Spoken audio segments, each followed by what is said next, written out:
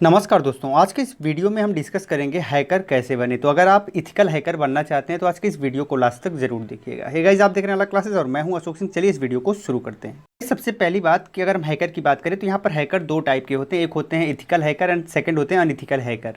Ethical hacker का मतलब ये है कि आप सरकार के लिए काम करते हैं, यानी कि आप जो सिक्योरिटी होती है उसे सुरक्षित रखने का प्रयास करते हैं, उसे और इम्प्रूव करने का प्रयास करते हैं। जनरली आप किसी सिस्टम को हैक करते हैं तो उसका उद्देश्य एक नैतिक उद्देश्य होता है जो कि किसी अच्छे कार्य के लिए किया जाता है। सेकंड होता है अनइथिकल हैकर, यानी कि आप जो हैकिंग करते हैं वो बेसिकली अपने लाभ के लिए करते हैं, या फिर हम कह सकते हैं एक क्राइम करते हैं, कानून के खिलाफ काम करते हैं। तो ये होता है अनइथिकल हैकर। दोनों चीज़ें बिल्कुल सेम होती हैं लेकिन दोनों लोगों का तरीका अलग होता है, उनका अपना मानना अलग होता है, उनका उद्देश्य अलग हो जाता है।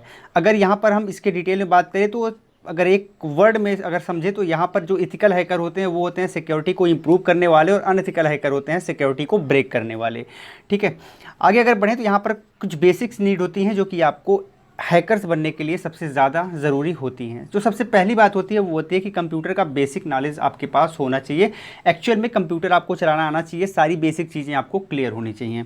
सेकंड बात आती है कि आपको नॉलेज ऑफ प्रोग्रामिंग लैंग्वेजेस भी होना चाहिए, यानी कि जो भी प्रोग्रामिंग लैंग्वेज है उसका नॉलेज आपके पास होना चाहिए। जैसे कि पाइथन हो गया, C++ हो गया, जावा हो गया, HTML हो गया, PHP, PL, रूबी, ETC और भी बहुत सारे लैंग्वेजेज होते हैं, प्रोग्रामिंग लैंग्वेजेज होते हैं जिनके बारे में आपको जानना अच्छी बात है। पर ये ज़रूरी नहीं कि इन सभी के बारे में आपके पास अच्छा नॉलेज हो, लेकिन धीरे धीरे अगर आप एक प्रोफेशनल अच्छा हैकर बनना चाहते हैं तो फ्यूचर में आपको इन सारी चीज़ों के बारे में अच्छा नॉलेज आपको होना चाहिए। तो ये आप बाद में धीरे धीरे इंप्रूव कर सकते हैं। स्टार्टिंग में आपको एक दो लैंग्वेज का नॉलेज है तो बहुत अच्छी बात है।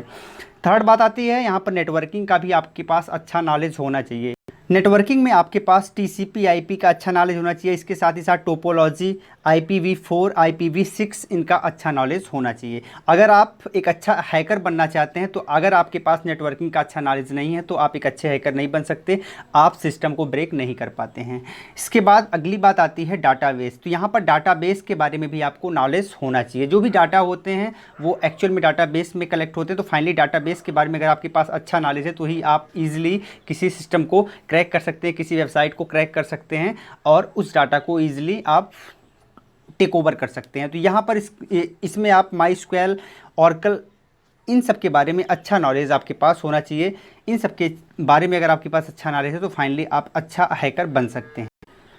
अब अगली महत्वपूर्ण चीज़ है, आपके पास लिनक्स का अच्छा नॉलेज होना चाहिए। गाइज, ये एक ऑपरेटिंग सिस्टम है, जैसे कि आप विंडोज़ यूज़ करते हो, मैक OS यूज़ करते हो, उसी तरह का ये भी एक लिनक्स एक ऑपरेटिंग सिस्टम है। और जितने भी हैकर्स होते हैं वो ज़्यादातर लिनक्स को प्रीफर करते हैं। यहाँ पर आप अपने हैकिंग टूल्स को ईजिली कलेक्ट कर सकते हो, जो कि और ऑपरेटिंग सिस्टम में इतना आसान नहीं होता है और सारी चीज़ें उपलब्ध नहीं हो पाती। तो इसलिए ज़्यादातर लोग लिनक्स का ही यूज़ करते हैं हैकिंग के लिए। तो यहाँ पर लिनक्स के बारे में भी आपको अच्छा खासा नॉलेज होना चाहिए, इसके प्रति आप बिल्कुल अवेयर होने चाहिए, तो आप एक अच्छा हैकर बन सकते हैं ईजिली। ये कुछ बेसिक स्टेप हैं जिनको फॉलो करके आप आगे इस क्षेत्र में करियर बना सकते हैं। गाइज, यहाँ पर अगर आप करियर बनाना चाहते हैं तो कोई अच्छे कोर्स में आप एडमिशन ले सकते हैं, या फिर आप डिग्री कोर्सेज़ में एडमिशन ले सकते हैं। जैसे कि बीटेक में आप जा सकते हैं, वहाँ पर आप कंप्यूटर साइंस ले सकते हैं, या फिर आप BCA कर सकते हैं वहाँ पर।